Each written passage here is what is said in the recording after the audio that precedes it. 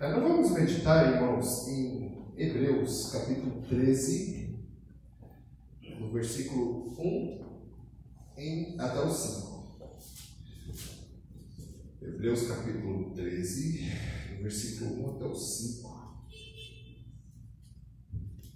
Nós vamos estar meditando na palavra nessa noite.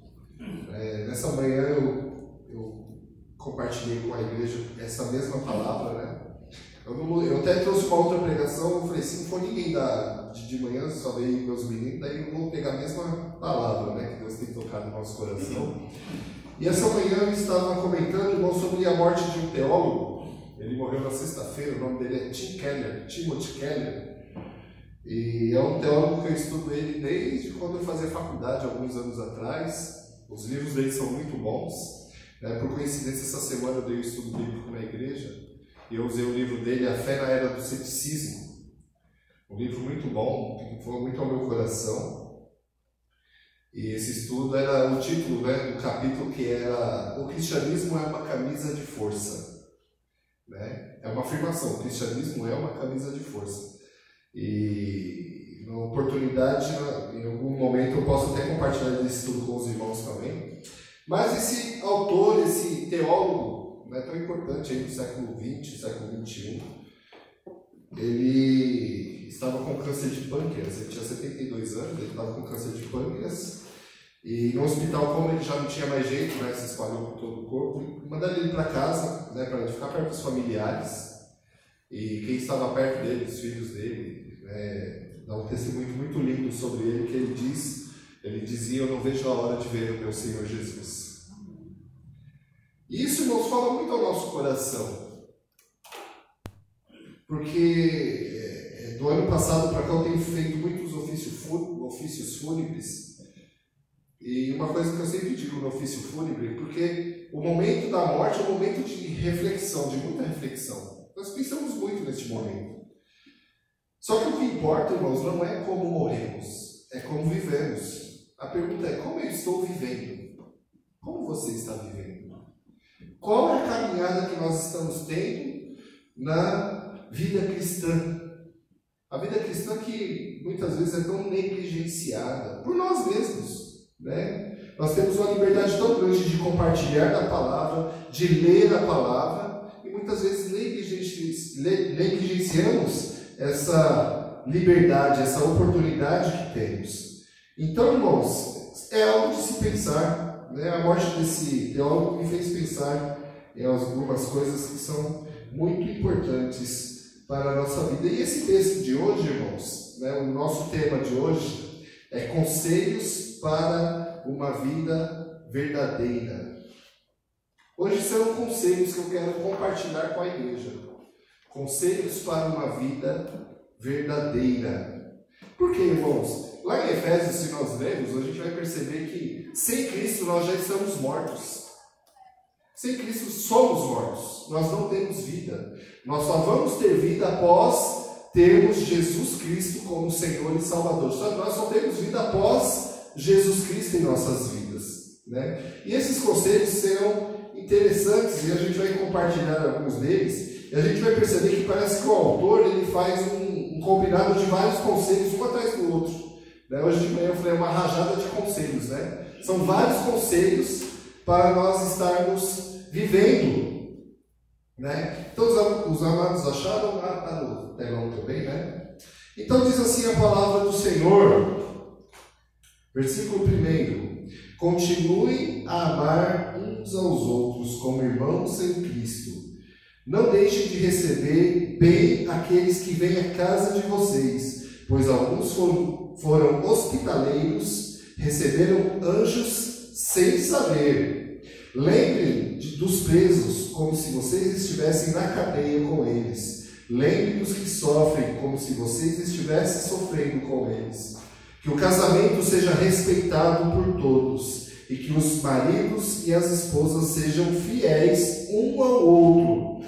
Deus julgará os imorais e os que cometem adultério. Não se deixem dominar pelo amor ao dinheiro e fiquem satisfeitos com o que vocês têm. Pois Deus disse, eu nunca os deixarei e jamais os abandonarei. Até aqui, amém. Uma palavra belíssima, irmãos, que só de lermos, ela já fala muito ao nosso coração.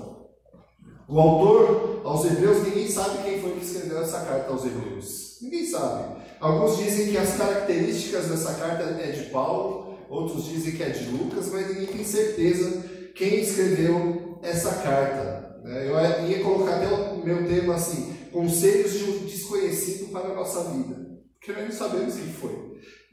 Mas a palavra de Deus, ela fala muito ao nosso coração. Essa palavra foi escrita, irmãos, em aproximadamente 68 depois de Cristo. Faz muito tempo. E ela nos revela uma coisa que é muito importante, que todos nós que nos convertemos passamos, que é a transição dos judeus, principalmente dos judeus que se convertiam para o cristianismo. Porque é uma mudança muito grande, muito radical. É a mudança da lei para a graça. Eu gosto muito de enfatizar, irmãos, que a graça, ela não deixou nada mais fácil. Muito pelo contrário, a impressão que parece, agora eu sou livre, é a graça de Deus, mas é o contrário. Porque a lei vai dizer assim, não cobiçarás a mulher do próximo. A graça diz assim, se você olhar, se você pensar de um modo mais impuro, de um modo mais malicioso, você já pecou. Olha só, a graça é muito mais difícil. Porque só de você pensar, você já pecou. A lei não, você não pecou, não cobiçou, tá bom, mas só de pensar na graça você já pecou. Então, irmãos, nós vemos que essa transição da lei para a graça é o que o autor aos Hebreus ele vai estar trazendo para todos nós. Essa transição que muitas vezes é muito difícil. Porque, irmãos, é da morte para a vida. Somos mortos e quando Cristo nos alcança, quando Ele entra em nosso coração, quando Ele faz morada em nossa vida, nós passamos para a vida. Aí estamos vivos na presença de Deus. E essa transição muitas vezes é complicada. Deixar velhos costumes, deixar velhos pensamentos, velhas práticas, como é difícil. Mas é para isso que o Senhor está nos chamando. Para termos novas práticas, para ter um novo modo de vida, para termos novos pensamentos. E é para isso, irmãos, que esses conselhos vão nos servir hoje. E esses conselhos, irmãos, é interessante que no início deles ele vai falar 3 áreas da nossa vida que é muito importante. A nossa vida social, a nossa vida particular e a nossa vida religiosa. Abrange essas 3 áreas da nossa vida que, irmãos, que é transformada pela palavra de Deus. Quando a palavra de Deus realmente é alcançada em nossa vida. Quando realmente nós nos convertemos em Cristo. Essas 3 áreas, irmãos, são transformadas. Elas são modificadas. Normalmente eu faço sempre 3 pontos em minhas pregações, mas esse texto é tão rico que eu coloquei 4 pontos. Então, se demorar um pouquinho mais, vocês vão ter um pouquinho mais de paciência. Mas eu tento reduzir um pouco aqui os nossos comentários, porque é muita informação. Quando eu começo a pesquisar, quando eu começo a fazer uma exegese desse texto, quando eu começo a ler, tirar do texto aquilo que está escrito nele, parece que jorra rios de informações, é muita informação para o nosso aprendizado, para o nosso modo de vida, para todos nós. E nós vamos perceber, irmãos, um primeiro ponto aqui, porque assim, a vida cristã precisa necessariamente de algumas coisas. E nós vamos ver quais são essas coisas. A primeira coisa que a vida cristã precisa, e é muito difícil, e é complicadíssimo, porque nós somos seres humanos, e para quem está em casa vendo pelo YouTube, seja bem-vindo, nem cumprimentei, mas tudo bem, é união. A palavra de Deus nos chama para sermos unidos. E como é difícil sermos unidos. Só que, veja bem, irmãos, que não sou eu falando, é a palavra de Deus falando. Como é difícil ter união. A pergunta para nós é, será que somos unidos? Temos aqui 5 membros da igreja da Vila de Santa Maria. Somos unidos realmente? Encaramos os desafios, vamos em frente, vamos lá, é só nós, então vamos nós para cima, vamos orar, vamos pedir, vamos clamar e vamos seguir em frente.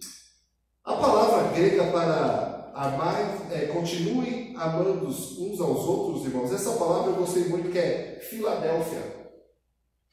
Filo, que é amor, ou amor ou amizade no grego, e Delfos, né? Delfos é irmão, né? Então amai-vos, os irmãos. Irmãos, nós temos que nos amar. Muitas vezes, e eu percebi isso, como eu andei muito nas igrejas, né? Muitas igrejas eu andei, eu percebi que parece que uma igreja disputa com a outra. Vocês já sentiram isso em algum momento? Não, vocês não, né, irmãos? Então, né, como está gravando, eu não vou nem me aprofundar. Mas a palavra de Deus nos chama para sermos unidos em Cristo, que é o primeiro, irmãos. Cristo, ele vem antes da igreja. Cristo, ele vem antes da igreja. Ele nos chama para sermos unidos em Cristo. Filadélfia, né? É o nome de alguma cidade que eu já vi, não sei onde que é, acho que é Estados Unidos, né? Filadélfia. Então, irmãos, somos chamados para sermos unidos. A pergunta é, temos vivido essa palavra? Vivido essa palavra? Porque, irmãos, estamos no mês da família. E essa palavra também é para a família. Como família, nós somos unidos. Somos unidos com a nossa família. Por quê? Como vimos, essa palavra fala em 3 aspectos da nossa vida: social, particular e religiosa. Na particular, é dentro da nossa casa. Quem conhece você é quem mora com você. Só quem conhece é quem mora com você. Eu conheço muito bem os meus filhos, e eles me conhecem. Os filhos de cada irmão conhecem muito bem vocês conhecem seus filhos, né? Qual seria o relatório do seu filho se seu filho chegasse comigo e contasse comigo como é a sua vida? Será que são unidos? Será que um se preocupa com o outro? A palavra de Deus nos chama para sermos unidos. Essa união fraternal, e temos várias referências bíblicas, como Romanos 12:10, 1 Tessalonicenses 4:9, 1 Pedro 1:22, que vai falar justamente sobre esse chamado. Eu me converti, eu aceitei Jesus. Então você é chamado para ser unido com outros irmãos, para ser unido com a sua família. Pastor, mas você não conhece a minha família. Pastor, mas você não conhece o meu presbitério. Pastor, mas você não conhece... Irmãos, Deus nos chama para sermos unidos, fraternalmente, como irmãos. E não como irmãos como Jacó e Esaú, que brigava desde o ventre. Não. Deus nos chama para sermos unidos no Espírito Santo, para a glória do Senhor. E esse é o primeiro conselho que a palavra de Deus está nos dando hoje. Igreja, temos que ser unidos. Se queremos seguir em frente, temos que ser unidos. É a palavra de Deus, irmãos. Não sou eu que estou falando. É a palavra. Simplesmente a palavra que está trazendo para cada um de nós. E para sermos, irmãos, constantes nesse amor fraternal, nessa união. Sermos constantes. O que é ser constante? Hoje em dia nós vivemos numa sociedade que é líquida. O que é uma sociedade líquida? A gente vai perceber que os casamentos, por exemplo, nessa semana eu vou completar 16 anos de casado. Dia 26, agora eu completo 16 anos de casado. Mas várias e várias pessoas, em mês de maio, meio que as pessoas se casam muito, né? No dia que eu casei, tinha um monte de gente casando, foi bom legal, né? Na minha igreja mesmo tinha eu e mais um casal casando, e na rua da minha esposa tinha mais uma galera. Até o rapaz que foi buscar da Lila quase pegou a noiva errada. Ele parou em outra casa que era outro casamento. Ele pensou que era ela, mas não foi, né? Então, irmãos, mas desses casamentos que foi tudo na mesma época, quase todos acabaram. Porque é uma sociedade líquida. É claro que cada caso é um caso, tá, irmãos? Não é, não pode separar. Não, mas cada caso é um caso. Mas para vermos que a facilitação do divórcio é bem mais fácil hoje do que antigamente. Os irmãos que são mais antigos, antigamente se divorciassem era um escândalo, né? Hoje em dia é mais normal. E alguns casos... Então, irmãos, em alguns casos é até salutar o divórcio, mas enfim, né, já é uma outra pregação, né? Mas a palavra de Deus nos chama para sermos constantes. Quantas pessoas nós conhecemos? Hoje está na presbiteriana, amanhã está na batista, amanhã está na Bola de Neve, amanhã está na Puleiro dos Anjos, está no Cuspe de Cristo. Né? Hoje eu falei isso na escola, durante a pregação, e o presbítero Tiago achou uma igreja com a placa o Cuspe do Senhor Jesus Cristo. Eu falei, meu Deus, que nome de igreja é esse? Né? Mas existe, irmãos, existe todo esse Puleiro dos Anjos, existe todos esses nomes aí, existem de verdade. Então, irmãos, e é assim, eu não estou mais feliz aqui, eu vou ali, eu não estou mais feliz aqui, eu vou lá, eu não estou mais feliz lá. Só que a palavra de Deus nos chama, ao contrário de tudo isso, para sermos constantes. Constantes na palavra de Deus, constantes na união, porque é difícil ser unido, porque cada um pensa diferente, né? A presbítera Valéria pensa diferente de mim, eu penso diferente do seu Noeci, o seu Noeci pensa diferente da Dona Lourdes, e por aí vai. Mas, irmãos, a palavra de Deus nos chama para sermos constantes. É um conselho que a palavra de Deus está nos trazendo hoje. É um conselho. E sabe, irmãos, quando a palavra de Deus fala, é bom seguir esse conselho. Porque a palavra de Deus é o nosso manual. É o nosso manual de fé e de prática. Quando você não segue o manual, o que acontece? Alguém já montou algum móvel que você não seguiu o manual e sobrou um monte de peça? Comigo já aconteceu várias vezes. Sobrou um monte de peça porque eu não segui o manual. Ou não funcionou tal coisa porque eu não segui o manual. Irmãos, a Bíblia é a mesma coisa. Se nós não seguirmos esse manual, não adianta, não vai dar certo. Então esse conselho é muito importante nós vivermos ele.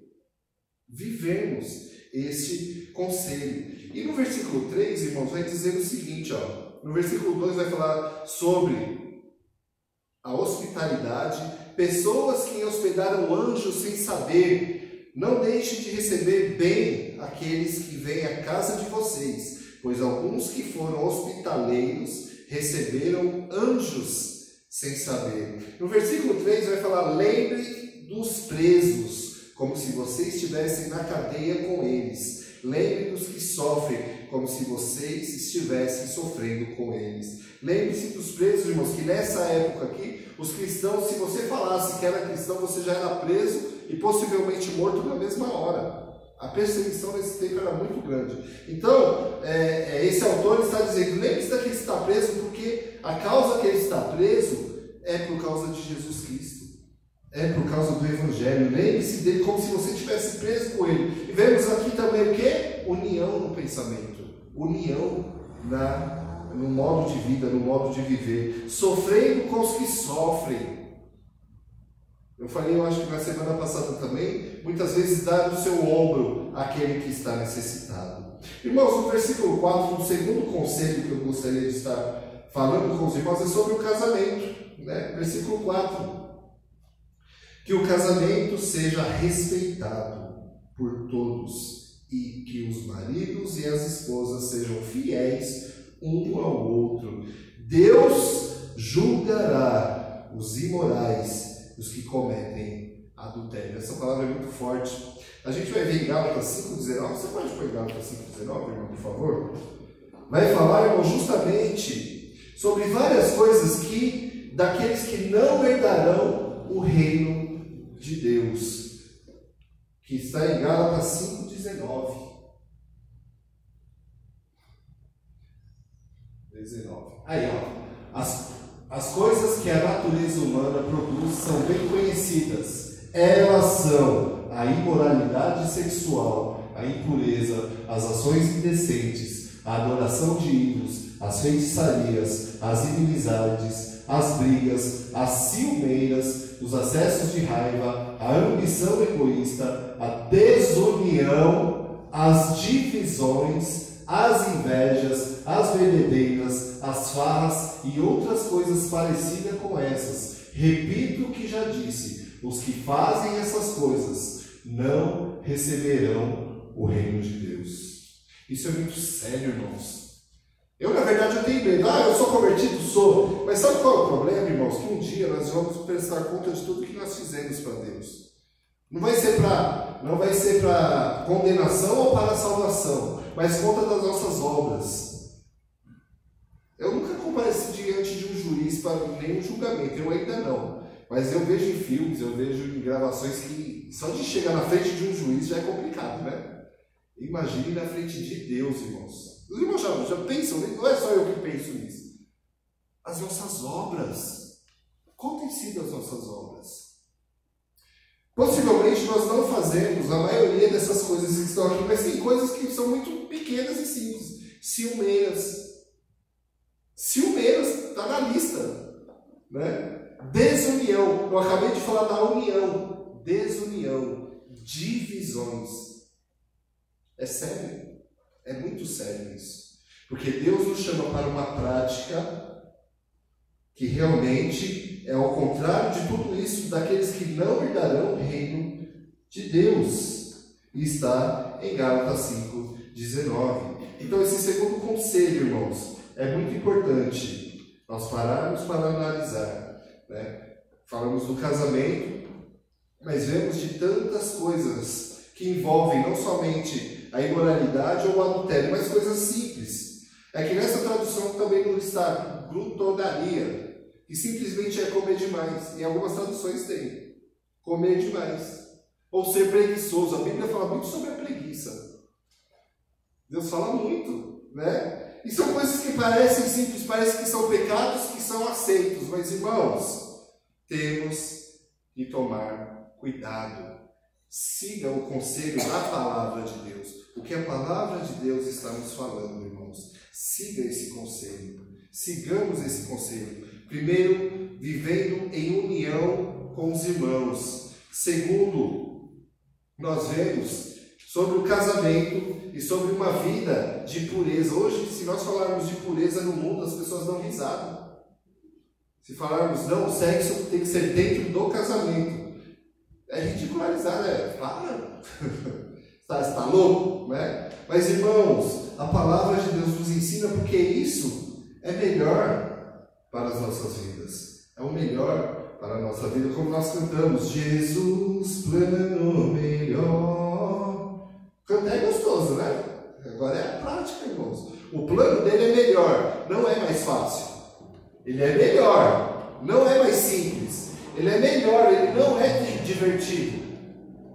Ele não é. E sabe, irmãos, olhando tudo isso que estamos falando, nós somos chamados, irmãos, pela capacitação do Espírito Santo de Deus para sermos missionários com o nosso modo de viver. Missionários. Em Atos 1:8 vai dizer o seguinte: mas recebereis o poder ao descer sobre vós o Espírito Santo, e ser-me-eis minhas testemunhas, tanto em Jerusalém, Judéia e Samaria, até os confins da terra. Eu me pergunto, irmãos, quantas pessoas eu já ministrei a palavra, quantas pessoas eu já trouxe para o Evangelho, quantas pessoas eu realmente segui essa palavra, porque ser-me-eis minhas testemunhas, ou seja, você vai plantar essas pessoas, vai plantar nelas a palavra de Deus. Quantas vezes nós já fizemos isso realmente, de verdade? Quantas pessoas já trouxe à igreja? Quantas?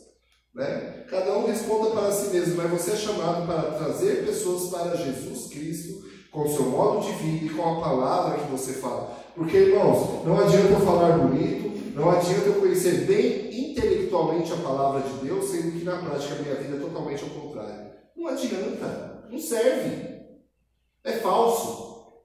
E nessa época, 68 depois de Cristo, o que mais haviam eram falsos apóstolos, eram falsos mestres que falavam totalmente ao contrário da palavra de Deus. Graças a Deus, hoje em dia não existe mais falsos mestres, né? Graças a Deus, todo mundo hoje é sério, todo mundo prega a palavra, né? Eu gostaria muito que os irmãos falassem amém, mas não dá, né? Não tem como, porque não é, né? Mas o terceiro conselho dessa palavra, irmãos.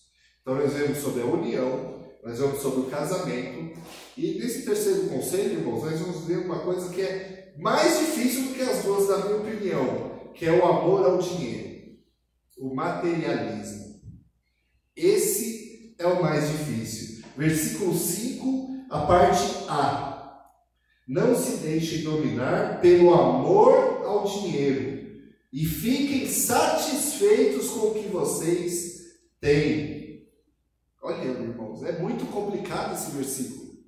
Esse conselho, ele é complicadíssimo nos dias de hoje. Apesar que toda a humanidade sempre foi difícil, porque o ser humano sempre gostou muito da parte material, o ser humano sempre gostou muito de dinheiro, o ser humano sempre gostou muito de poder, e isso entrou na igreja de certa forma com a teologia da prosperidade, onde você dá o dízimo e Deus vai te devolver. Eu estava ouvindo até um cântico esses dias que o ritmo dele é muito gostoso, é um cântico que fala assim: de que Deus te devolverá. Estão ouvindo? Muito grandemente sacudida e transbordante. Eles pegaram a palavra de Deus e Deus te devolve o que você dá, assim, ó. Né? Eu já vi pastores falando que na hora do dízimo, irmãos, eles estavam no banco.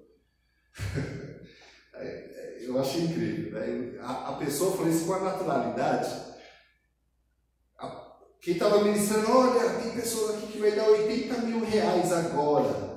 Aí o pastor falou que estava com um cheque de 80 mil que era para pagar um monte de compra. Eu falei: não, ele não está falando isso. Daí ele foi lá e, pela fé, né, irmãos? 80 mil, eu nem sei quanto zero vai depois do 80, mas tudo bem. Acho que é 3. 80 mil e colocou o cheque lá na. Né? Não precisa um cheque de 80 mil, isso é uma bênção, né? Aí, irmãos, ele falou que quando ele voltou para o banco, uma senhora atrás dele bateu nas costas dele: aqui, pastor, uma oferta para você, 140 mil. Aí, nossa! Forte, né, irmãos? Dá um interesse aí, né? Não, é bem conhecido, viu? Mas, enfim. Então, irmãos, o evangelho nada, esquece Bíblia, esquece, joga tudo fora, porque não precisa. O amor ao dinheiro. O problema não é o dinheiro, nunca foi o dinheiro. O problema é o amor ao dinheiro.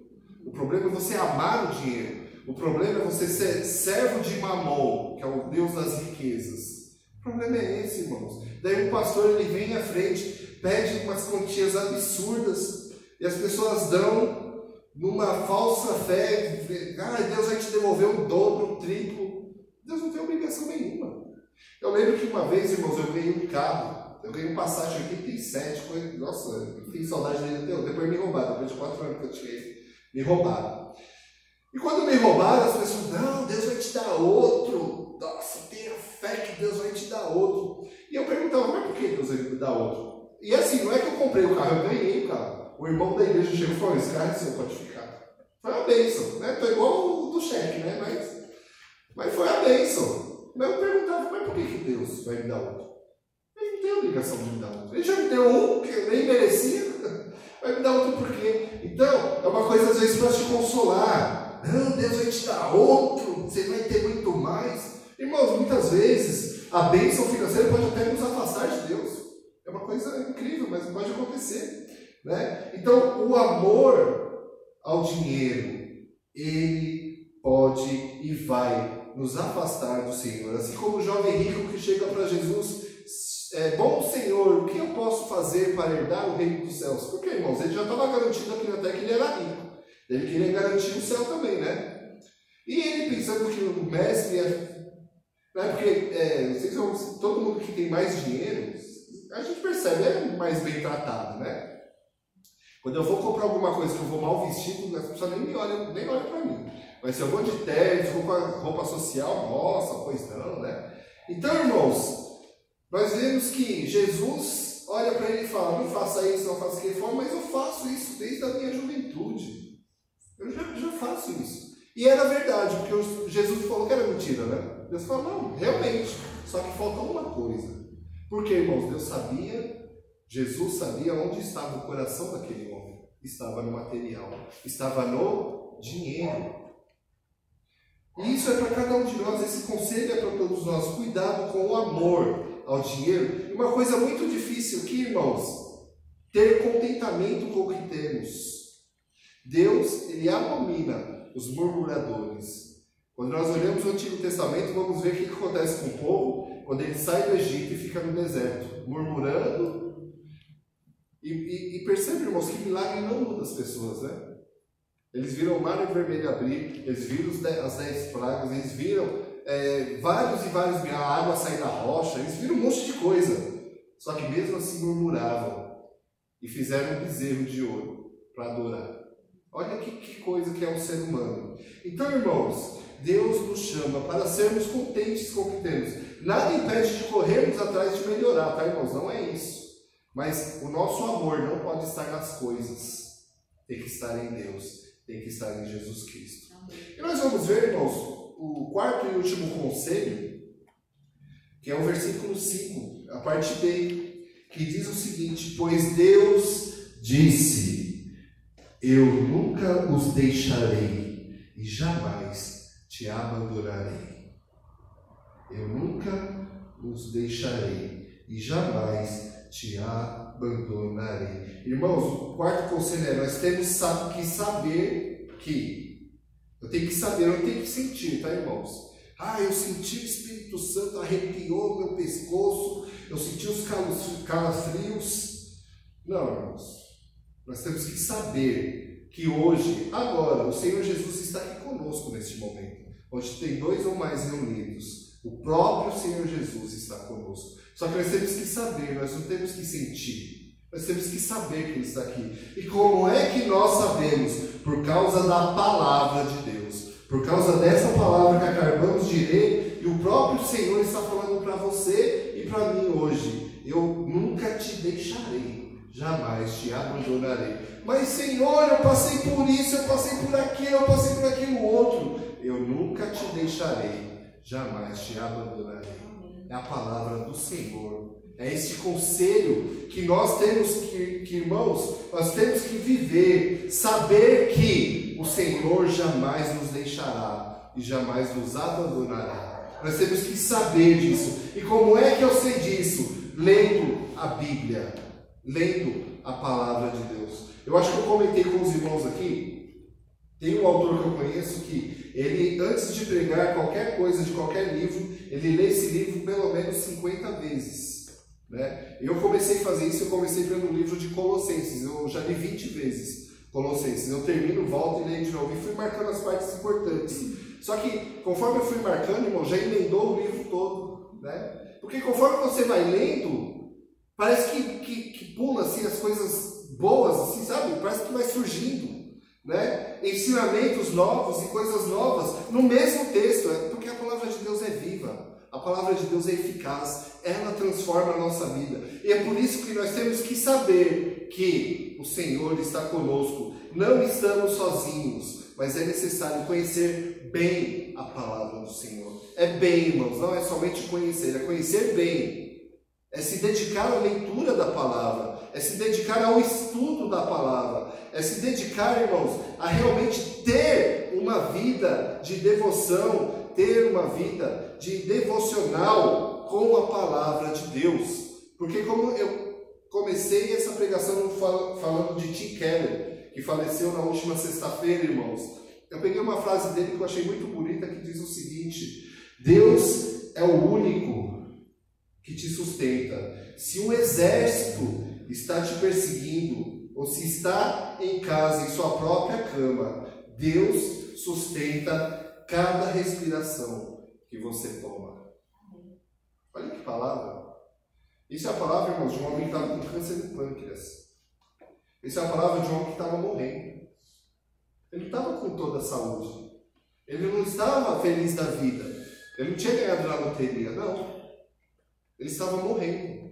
Irmãos, é por isso que essa palavra é transformadora. Ela transforma a nossa vida, ela transforma o nosso modo de viver, e mesmo diante da morte, como diz o Salmo, mesmo que eu passe pelo vale da sombra e da morte, não temerei mal nenhum, porque o Senhor está comigo. Confirmando essa palavra, nunca te deixarei, jamais te abandonarei. Amém? Amém, irmãos, que Deus nos abençoe, que essa palavra, esses conselhos, realmente fique em nosso coração. Oremos neste momento. Senhor Deus e Pai, eu te louvo por essa palavra, porque o Senhor falou no nosso coração. E Senhor Deus, que saibamos que o Senhor nunca nos deixará e jamais nos abandonará. Amém. Nos ajude, Senhor Deus, a seguir os seus conselhos, de sermos unidos, Pai amado, de sermos, Senhor Deus, puros na sua presença, de realmente vivermos na sua vontade e não termos amor pelo material, mas termos amor pelo Senhor, ó Pai eterno. porque sabemos que não estamos sozinhos e que o Senhor sustenta cada respiração que nós tomamos. Senhor Deus, é que nós oramos e te agradecemos em nome de Jesus. Amém. Amém.